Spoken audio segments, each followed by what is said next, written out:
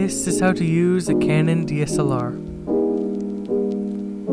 Right here, located on the top, you can find the on and off switch. You just flip that on, click the shutter, and you're ready to shoot. Located right here, you can see the different shooting modes. There's different manual adjustments you can make, and automatic.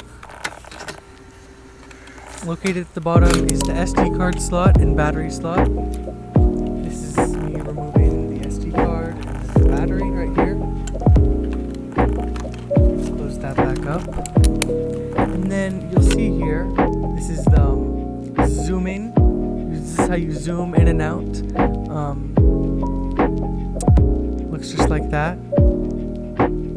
And this is right here, located closer to the lens, is going to be the focus. And you just snap a picture like this.